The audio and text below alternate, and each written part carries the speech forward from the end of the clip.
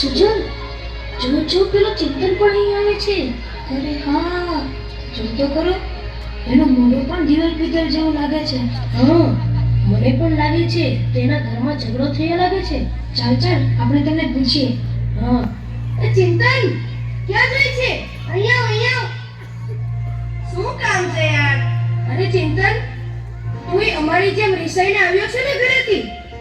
હા. કેમ? તને વળી શું થયું? બીજું શું થાય? ઘરમાં રહેવું ગમતું જ નથી ને. જ્યારે હોય ત્યારે પપ્પા વાતમાં ઉતારી પાડે છે અને મમ્મી તો આખો દિવસ એમ જ કહ્યા કરે છે કે ગરમ ચીપિયા ચંપાવી દઈશ.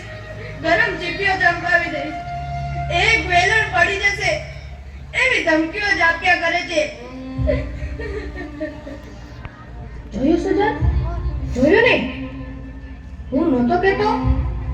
બધા મમ્મી પપ્પા ભગવાને આવા જ બનાવ્યા છે.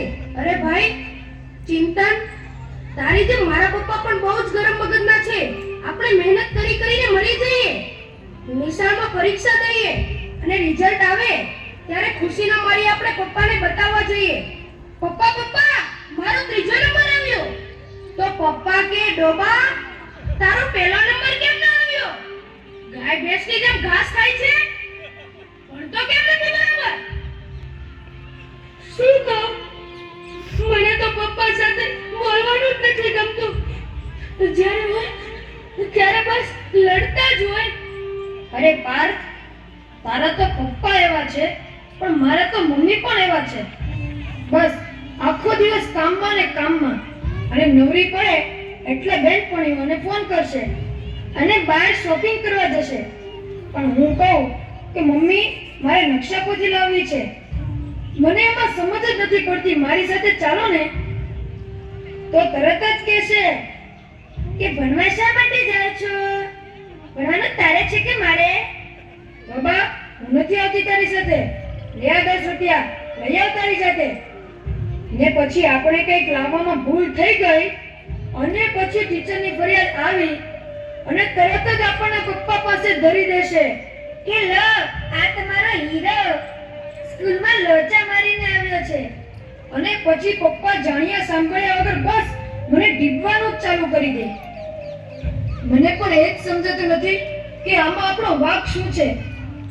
આપણો શું વાંક? આપણો વાંક એટલો જ કે આપણે બાળક છીએ. આ જો ને, તારા મમ્મી પપ્પા આવા, આનાય મમ્મી પપ્પા આવા, મારાય મમ્મી પપ્પા આવા.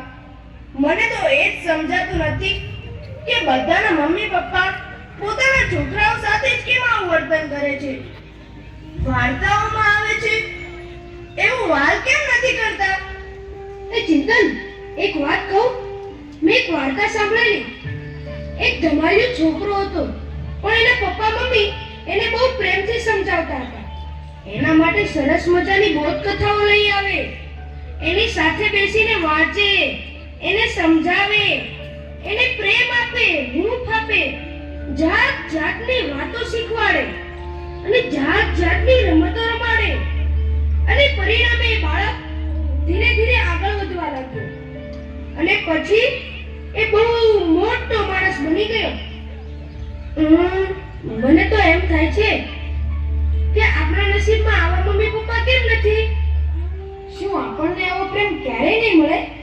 મળશે, જરૂર મળશે, પણ આપણને નહીં, પેલા પાલતુ કૂતરાને. મારો પ્યારો ટોમી, આવી ગયો. બહુ સ્વીટ છે, કેટલો ક્યુટ લાગે છે આજે મારો ટોમી. વાહ. મને જોઈને પૂછીને પટપટાવ્યા કરે છે. Very good. ભૂલી જ ગયો, તને બ્રેકફાસ્ટ આપવાનું તો ભૂલી જ ગયો છું. લે બિસ્કિટ ખા. વાહ. કેવા પ્રેમથી બિસ્કિટ ખાય છે મારો ટોમી.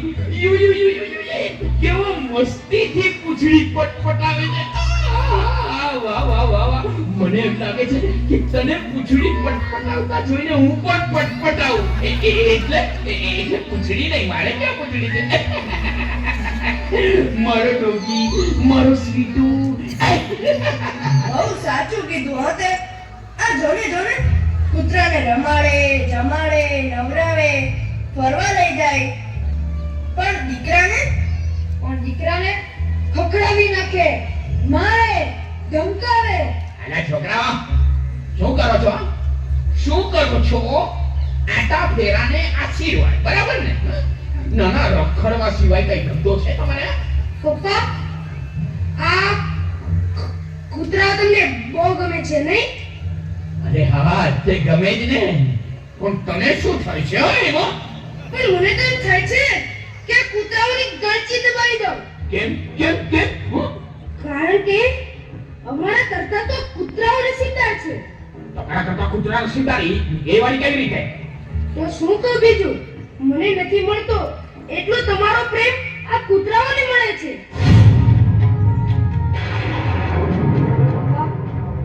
પપ્પા, અમે તમારા બાળકો આ કૂતરાથી પણ ગયા. અમે તમારા બાળકો આ કૂતરાથી પણ ગયા. આ કૂતરાથી પણ ગયા. પપ્પા, જવાબ આપો પપ્પા. કેમ કઈ બોલતા નથી? આ કૂતરાઓ જેટલો પણ હું તમને વાલો છું પપ્પા, કેમ કઈ બોલતા નથી? મોટા કહી દે તો મારે પણ આવો જ પપ્પા થવાનો હોય. તો મારે મોટા થવું જ નથી પપ્પા. મારે મોટા થવું જ નથી.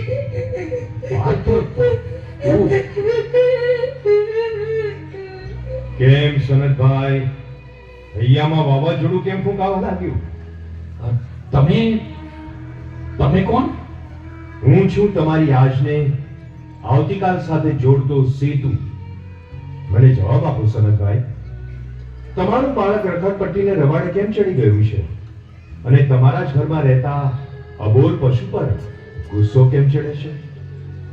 મને તો કાંઈ સમજાતું નથી. બાળકની સંવેદનશીલતાને જ્યાં ધક્કો પહોંચે છે ત્યાં તે જ ઘરમાં આવા જ પરિણામો જોવા મળે છે. શરદભાઈ, તમારા બાળક માટે તમે સમય નહીં કાઢો તો બીજું કોણ કાઢશે તે વિચાર કર્યો છે? વિચાર માંગી લે એવી વાત છે. હા, તો વળી વિચાર. બાપ કૂતરાને ઘરમાંથી હાંકી કાઢવાની વાત કરે છે. શા માટે? બાળકને મન માતા પિતા જ એનું વિશ્વ છે, સર્વસ્વ છે. જ્યારે એનું પોતાનું સર્વસ્વ છીનવાઈ જતું લાગે ત્યારે એનું મન બગાવત પોકારે છે.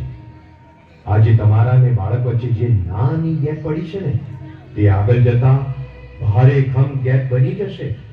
પછી એ માતા પિતાની એકે વાત નહીં માને, નહીં સમજે. એવું ક્યારે નહીં બની શકે? પણ આ જ એક વરવું સત્ય છે કે જો બાળક માતા પિતાને ધિક્કારતો થઈ જશે તો કુમાર્ગે કુસંગના છંદે ચડી જશે. કુટુંબથી છૂટો પડીને એકલવાયો થઈને દુનિયાની અંધારી ગરકામાં ધકેલાઈ જશે. અને અજાણતામાં માતા પિતા સ્વયં એ પાપના ભાગીદાર બની જશે. બસ બંધ કરો તમારી વાત. તો પછી પ્રતિજ્ઞા લો કે અમે બાળકને સમય આપીશું, પ્રોત્સાહન આપીશું, એની ઉપેક્ષા નહીં કરીએ, પણ એના અસ્તિત્વને પળે પળે વધાવીશું. એના માટે તો હું આજથી જ પ્રતિજ્ઞાબદ્ધ થાઉં છું. તો તમારું ભવિષ્ય ઉજ્જવળ જ બનશે. કારણ કે તમારી યાદ સુધારે આવતીકાલ.